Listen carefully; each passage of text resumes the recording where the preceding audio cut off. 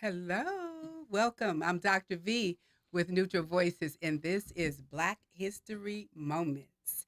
And tonight we're going to be talking about Dr. Martin Luther King. Dr. Martin I'm Luther excited. King. Everybody feel like they already know him. Yes. Dr. Martin Luther King Jr. the third. But listen, what some people may not know, he was not born Dr. Martin Luther King. His name was originally Michael. Yes. Yes. Yes. Now, did you know that? Yes. I was going to say, Clarence, you knew it because you know everything. I don't But know yes, about that and one. so his father changed his name, and then of course he had to change his son's name. Right. So yeah, and so there's so much to Dr. King. We want to get right into it. One of the things that stands out to me about Dr. King is that when he was young, as a young boy, he you know how we say young people are innocent. Right. They don't know anything about racism and things like that. So he had a white friend at a young age. Right. And who was it? His father, his friend's father didn't want him to be Play friends with them, him yeah. Yeah. and play Apparently with they him. were neighbors. Right. Yes. And I'm saying, even people do that still today. They do. And yeah, and so as I think about then, those types of things still happen. And I believe that set something off, planted a seed. And so ever since then, he was introduced to racism. Not Right. understanding it, but Knowing I it was believe there, exactly. feeling it. I believe there was a seed planted. Now, Dr. King was a pretty smart man. He was. He Yeah. was. Yeah, very smart. intelligent. So we want to talk about his education and those types of things. Well, that was something that stuck out to me. You know, I didn't know that he had skipped grades. I didn't know that he was Yes. so intelligent, that he went to college that early. And he graduated at what? He went graduated at 18. I was going to say he went to college But when he was started, 15. right, he went directly from high school Yes. into Yes. college. And that Yes. is like unheard of. So that is something that I didn't know. But you also have to look at, he's one of the best speakers in history. Oh, so my he goodness. he had to have the smarts. I mean, he had to be brilliant to speak so eloquently. Oh, yeah, I was trying to practice it. I was, I started listening to some of his speeches and I thought, how do you actually capture that type of ability to be able to speak that Yeah. way? It has to be in you. What Jill was saying, it had to be it- something that was gifted to him. That's nothing you can practice. You have I to be know gifted that with natural Yes. pause, and Yes. it's just so perfect. And to watch, we aren't there. We're watching videos of this and we Yeah. already feel the passion. So imagine being there and listening. And one of the things too that sticks out about, him is how he was so gentle and nonviolent and he was still able to make progress Yes, being this way. yes, and you know what? When you say that, how we can feel it, we weren't there, but I don't know if any of you guys have actually been to his memorial, the museum, like in Memphis and things to like the that. Lorraine Hotel. Yes, to that. And I tell you, when I took a trip there, I was stuck at the podium where he did his final sermon, his speech. And I was just stuck there and just in tears because I could feel it. And they had the sound and, the speakers going with him talking, and you could feel it as if he was actually there doing the speech then. That's one of his greatest feats or features within Martin Luther King Jr. because his ability to lead people and talk to people. That's how he ended up in Montgomery. He ended up being one of the youngest pastors at the Dexter Avenue Baptist Church. So he was one of the youngest pastors at that church at the time, and it was because of his flair. A lot of people didn't want him, that goes on still today. A lot of churches don't want young pastors because they're going to come in and stir up some stuff. So he was the one. But the way he spoke so eloquently and so articulately, that was one of the things that led him to the Dexter Avenue Baptist Church. Well, and something that I noticed too is it says that he wasn't always God-fearing. He wasn't always in tune with religion. In fact, during a Sunday school class, he stood up at a very young age and caused kind of a commotion about saying, this isn't real. I don't believe this. So it makes you wonder if the things that he experienced, the things that he saw, made him cling more to religion, and that's why he got so much stronger and was able to speak with, being gentle and passion. So I thought that was interesting too. Yeah, and a lot of times when your grandfather is a pastor, Yeah, your father it's is almost- a pastor, you like, It's the I family. definitely. Right. I ain't trying to be a But part of like, this. I don't want to I'm do going the this. other way. I'm cool. Yeah, so but somewhere in there, things changed, and Mhm. so that's the avenue he, started down, and so we know him as that, and so there's a lot of things, like in the Bible when Jesus says, "Well, who do they say I am?" Mhm. Mm-hmm. So to a lot of people, I mean, he's a hero, a leader, an activist, an author, Nobel Prize winner, Yeah, Nobel, Nobel Prize winner. yes, and actually the youngest. youngest. I was gonna say, yeah, youngest as far as we know. I was gonna say anybody new come along since way back I then? don't know. It might be the young lady that's from the Middle East now. She was only what? That's why I 15 or say The young, I the don't- young girl, Yes. yeah. Yeah, but so back then, of course, he was definitely the youngest. Mhm. And so he was influenced by a lot of different people. But when we start speaking about his demeanor and the person that he was, I know that Gandhi was one of the people too Yeah. that he followed. Now, what I thought was interesting, and there's a book Dr. King would read, but this book he actually took with him everywhere. Even when he would leave the house, it's like, I got to go back and get this book. And that was by author, I think Herman Thurman. Mhm. Wait. Howard Thurman. Howard Thurman. Mhm. And that particular book, I read that book, and that was an excellent book. And it was called Jesus and the Disheartened. And if you haven't read it, you need to read it. And it was a quick read. It's a short book, but it actually breaks down love Mhm. from a different perspective. And I think that was one of the reasons why, as Malcolm was by any means necessary, Right. on the other side, he was by any means necessary. Love him, Love him. period. And after you read that book and know that that was one of his favorites, you'll kind of understand that. You know, Interesting. I think he was chosen for that reason too. Yeah. Because of his demure demeanor. Because I understand the peaceful protest, and we talked about Malcolm. I think Malcolm was our first Mhm. topic of Yeah. discussion, where Malcolm was by any means necessary. Yeah. I agree with that philosophy. But they couldn't have that with Martin Luther King. They needed somebody soft, a soft leader. And I don't mean soft in, the man, but nobody that is just going to cause an uproar. Because think about Martin Luther King had more people at his disposal than Malcolm X did at the time that was following him. Mhm. What did you say? The bus boycott was what? 4,000 people alone? 40,000. 40,000 40,000 people alone. Think if he had told those 40,000 people to take up arms. Right. Think So if Right. he- Right. I was going to say, so you mentioned that. So that was one of the things he was known for. Yeah. So as far as his legacy, what stands out when we think about Dr. King? just his push of the civil rights. Now, again, like we said about Rosa Parks was a plant. I understand her point, and I think the same thing with Dr. King. He was a plant. He was the pick of the litter. He was the one that was able to be presented and to be able to lead. So I'm going to give him that credit. His legacy is a legacy of Yeah, leadership. but when you say picked, I'm gonna ask you a question, appointed, Clint. picked by who first? I'm Let's gonna be ask you a clear with question, that. When you say Clint. picked, by whoever the movement was formed by. Let's be honest. The civil rights movement was already a bustling movement Mhm. because it could have been Medgar Evers. Yep. It could have been John, I'm forgetting his name, but the pastor before him okay. at Dexter Street Church. He was the forerunner. He had set up a lot of programs that Dr. King went on, but he was too gruff.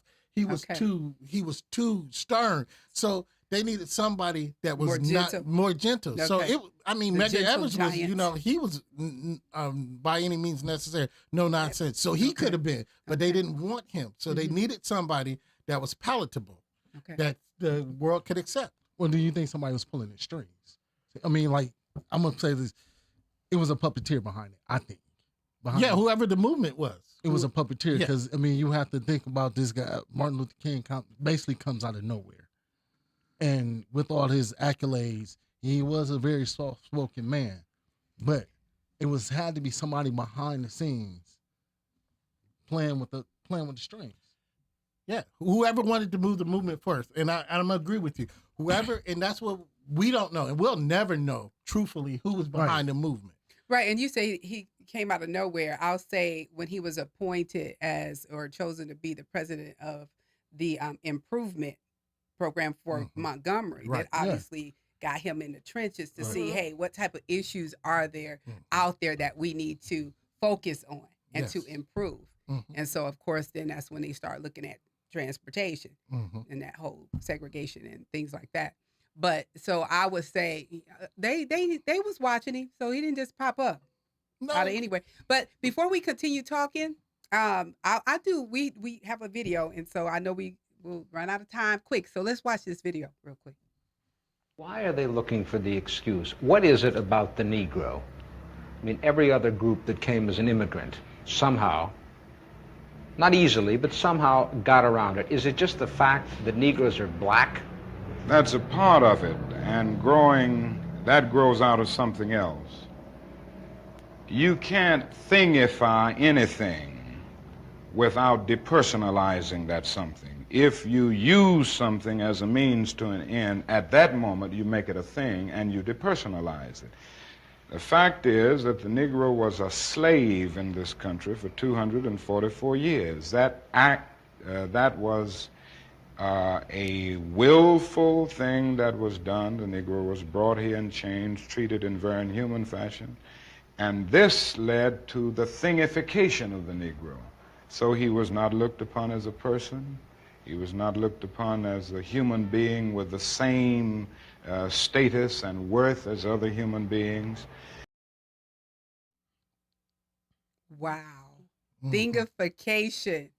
I don't even know if I've ever heard anybody use that word. Never. never. Thingification. Never. Yeah. And I know a lot of words. I've never, ever heard anyone use that word. But that's a very pertinent word when we talk about us Yes. in American society. Mm-hmm. As the gentleman was asking him, what is it about the black man that is so detrimental, or why are they suffering so much? Because in America, we as a black population was never seen as men or women. We were seen as things, property. So it's that same mentality. And that's where that comes from. We're things in America. We're not men. That's why still going through a lot of things we're going through, because we're not seen equally as any other men. We're seen as things or property. Wow, that's heartbreaking. It's real. It's And- real. and it's then reality. When you start thinking about them trying to take education or Black history out of the education realm from the schools, that make you really think about that. Right, Yeah. right. Because Right. you're still looking at us as non-relevant, as things. Right. And how does that happen? How do you take two different human beings who are exactly the same that look different and say that one is valuable and that one is not? Where does that ever come into someone's mind? And not only that, but to come into your mind and to be able to convince so many other people that this is a person with value and this is a thing that's just separate and over there. Like you said, property. How does that come about? It's Well- disgusting. Well, is one of those things where if you know your past, you can control your future. Mm-hmm. So being that they don't want us to know our past, they don't want us to control our future. Amen. I give you that. So that's all it boils down to, period. I'm gonna finish stripping their past away from, just like they did our ancestors. They made us learn new language, made us understand their interpretation of the word. Right. So if we don't know now, if you think about it, all the other cultures know their past, know their history, and they can stand on it. We can't stand on something that we don't know. That's right. And not only are they taking that away from you seeing your history and your children seeing their history, but they're also taking it away from my child seeing your history and me seeing your history. So it's all part of the plan. It's extremely intentional, but whoever came up with that in their mind is Right. deranged. Right. And it just makes me think about when Dr. King referred to the two Americas. Mm-hmm. Yeah, It's so two. I don't know Yeah. if you ever heard It's him still talk two. about that. So yeah, the two Americas, and there's one where the Black people exist, and then there's the other. Right. Yeah. Yeah. Right. Where we don't exist. Yeah. That's how it is. Yeah. But a lot of things, and we talk about the Black history and things like that. We should be keepers of our own history, but the problem is we're not telling our own stories either. And Right. We're not getting the full stories, and we're not keeping the story alive. We were having a conversation last night. Where are the Black historians? You know, Martin Luther King had a lot of difficulties, and not only did he have it from outside of his community, he had difficulties Internal. within the community. For instance, the Birmingham jail letter. Y'all understand that that's a very pertinent and very important letter that he wrote while he was in Birmingham in jail. Do you? We think that he wrote that letter as encouragement. He wrote that letter because most of the clergy in Birmingham had abandoned him. They were like, "Why did you come here and start up all this stuff?" Right. We were fine. We were doing. Trust me, do your research. This is not made up. Do your research on that letter. They were on the verge of abandoning. They wanted to know why he came and started. And we get complacent sometimes as a culture. And they wanted, you know, they were like, you know, we were good. You know, they wasn't bothering us until you came down here. They was comfortable. But were they good? No, they weren't. Exactly. They were not. But we have a don't rock the boat syndrome. Right. We Yeah. have a don't rock the boat And that's syndrome. still present. It's still present today. Deeply, heavily into society. And They don't you want think us it was to- really? They don't want us to. They don't want. It's just like what y'all say when I get riled up. I'm an angry black man. No, when a black man stands stern and fight for him what he believes in, oh, that's rocking the boat. Well, I'm gonna rock the boat. I might tilt the thing over. But you do get a little angry. Well, and I was just going to say, don't you think that, I mean, when you really think about peace and being a peacekeeper, that he walked the walk, he walked the talk. I mean, he actually, now I know somebody keeps saying there was another side, but so I'm just saying, but you think about some of the Well, Luther things he King had to don't think it's free. endure, and he still maintained his sense of peace. Yes. But Yes. hold And on, so, I'm you know, teaching even with his humility. mother I'm gonna ask y'all a question. being shot. Here we go. I'm gonna ask y'all a question. Why you Uh-oh. go? Here we go. I'm saying you can rock any boat with that shirt on. Shout out to His House Apparel for the shirt. Uh-oh. I'm gonna ask you a There question. it is. In order to be peaceful, sometimes you have to be violent. Okay. That's an oxymoron. No, it's Explain not. that to me. In order to Explain be it to me. peaceful, sometimes you have to be violent. Sometimes you have to Do we fight. have enough time for Hold that on. explanation? Sometimes you have to fight for your peace. Fight to keep it, You got to fight for your peace. but You not gotta fight. literally fight. No, sometimes you literally have to fight for your peace. That's what gets attention. That's what gets things moving. get things moving. You have to stir Yes. it up. You have to fight to keep to get peace and to keep peace. Mhm. So sometimes you can't just walk around and say, I gotta turn that cheek every time. No, sometimes okay, you smack me twice. I gotta smack you to let you understand. I'm protecting my peace. Yeah. I mean, you have to. But he had so many different speeches and sermons, and you could tell from the sermons and the things that he said that there was a time where he would say, "There's enough is enough," so to speak. But he Mhm. didn't fisticuff. Oh, he carried a type. pistol everywhere he went. But I'm just saying, so it I'm wasn't just that saying. type of He carried a violence. gun. Yeah, he carried a gun everywhere he went. I mean, let's be realistic about it. well- Just tell the whole truth. Well, if your life was threatened 29 times or I attempted understand that. assassination So, 29 so times, what you got to do to man, protect your peace? you made a point. But there, do you 'cause I'm not- realize, Exactly. even in the threats, he had peace because he walked in it, he lived in it. That's what he stood for. He Even in the still- he carried threats. that peace too. But you do remember The peace, his the other he last carried that peace too. You know, so- peace be still. Yeah. His last sermon, you know, when they say he knew that he was going to die, you know, he talked about being that he Mhm. went to the mountaintop. Mhm. And so he talked about, you know, it didn't matter to him about the threats. He was ready because he had already been to the mountaintop and seen. So he had a peace. Yeah, and many people say that last speech actually foretold his death. That's what Because I'm saying. he talked about the promised land. He talked Yes. about I fear no man, That's I what he fear said. nothing right That's it. before his death. That's Well, exactly what he said. his last speech was he was letting you know Exactly. what was going on. Now I got a question. I got a question to pose to the panel Mhm. and to everybody else. If Martin Luther King was alive today, would he be significant? Would he be significant today? Yes. Okay, If- how? If he kept his same plight, if he kept up his same work, he would have been the equivalent of Barack Obama, the pushing Don't do the that. Jesse. No, I'm saying Don't do the that. Jesse See. Jacksons, the still fighters. If he kept his plight today, but you know that's one of those questions that you know, what if we don't know. But if he had lived longer and he had kept that same plight, I think he would be more relevant because he saw a different light near the end of his peacefulness. He was seeing what was really coming on. So I think he might have changed some of his stances and been a more effective or more powerful or more domineering leader. Okay. Yeah. Got another question for the panel for America. For America. For America. Here we For are. America. The March on Washington. The March on Washington. Mhm. What was the purpose? To see how many people you can get in Washington. No, See how many people would men show you up? could get. No, not the Million Man March. Oh, the march, The okay. march on when he gave I Have a Dream speech. Yes. What was the purpose? And what did it do for the black community? the purpose was never stated. It was.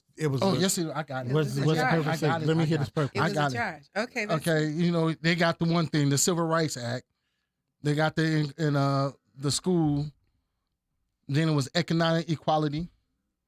It was a press for federal jobs programming and minimum wage. That was all encapsulated in the Civil Rights Act. No, So- it wasn't. No, it wasn't. It was not. It was totally separate. It was Yeah. totally separate. All that was totally separate. Okay. The Civil Rights Act was its own entity. And Mhm. everything I just named was separate. Okay. So to this day, everything that they was fighting, they marched on Washington for, Mhm. we still fighting for it right now. So what was the purpose of the march on Washington? It had to start somewhere. Did we just drop Wait a the ball? minute. The whole agenda didn't put it like this. They didn't even have an agenda for it. Seriously. Because if you think about it, if you really looked at it and did the research, it wasn't nothing but, like you said, how many people we could get to Washington to hear a speech. You know, and I'm serious. gonna slightly agree with Eric. But I can can- never. I- Go ahead, and go you ahead, can Doug. do that. I just want to say, but You you can do know that there's power in numbers. Okay, we had So just you had the seeing- numbers. You had the numbers, But but, what did they nothing do? fell behind the numbers. Right, but That's what I'm trying saying. to say is it has That to start power- somewhere. So that- showing that we can come together in numbers. We Actually- can when we get behind the right leader. We're following the My right question leader. is, what happened after we came in numbers? I'm gonna go Do I that have way. to raise with my it. hand? Go ahead, Clarence. Okay. Well, I'm only going to slightly agree because I can never agree with Eric 100%. I just got to say because True. as I stated last night with the same bus boycott, there was no term set that after this, Right. this is what we want, this is what we're going to accept, this is what we're not going to take, this is what we're not going to accept. There was no terms. So on that aspect, I have to agree that there was no terms or there was no stated terms or no follow through terms after the March on So Washington. that means it served no purpose. So basically, you're saying that teamwork, we can call this teamwork, but teamwork is just a word if your team is not working. So if everybody is showing up, you have Mhm. teamwork. Yes. If nobody's doing anything after showing up, you don't have a team that's working. So therefore, That's what it. do you Right. have? Nothing. And that's why I said, so did we Nothing at drop all. the ball? Yeah. Is the dream was the ball passed? is the dream still alive? Yeah. And Is it? So what does it look like? Look at America today. And wait, and own it individually. What does it look like to you? What does Well, it look like to me? So I'm like I saying, said, we can look at somebody else that had a vision, that had a dream, but if the dreamer is killed, then that dream still exists. But we How? are supposed to do something with it. If the dreamer got killed, is dead, how does the dream still exist? It does. You can't cancel his whole dream just Yeah. because he passed away. That's I'm just right. asking. That's right. It's called what do you do? I mean, with it? my question is, it was never passed down. It's just put like this. You a leader, and you got a bunch of leaders around you, and you pass. But you don't, hold on, let me finish. You pass.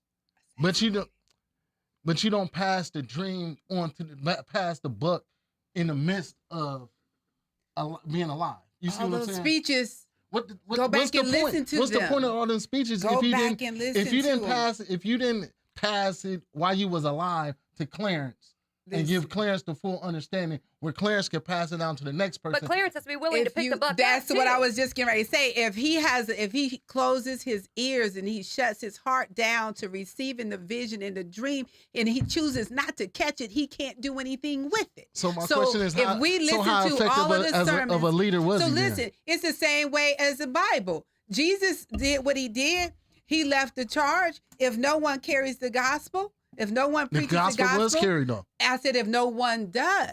And so it's the same as the dream. If he was carrying the gospel of peace and no one continues to carry it, So, then it is what it is. so What how did he effective say? of a leader What was things he did then? he say that he wanted to see? And you can't tell me some of those things hasn't happened I'ma because there's ask you too many how- black men out here dating white women and they not being lynched. So there's some changes Nah. happening. I'm just saying. I had to My get that question one is, in. once I again, had to get that in there. That somewhere. came out of left That's field. another. Clarence, I'm gonna ask Okay, you- I'm gonna I had ask to you. get that in there. I'm gonna But ask you, listen, Clarence. So if, that, we if don't that's have the case, we if that's the case, how effective a leader was he? It- I'm asking Clarence. Well, the man was I'm assassinated. asking Clarence. I just said the man was assassinated even before his next move. Clarence. well, how effective he was a leader. I do agree with that. There should have been some transitional or somebody. There should have been the next in line.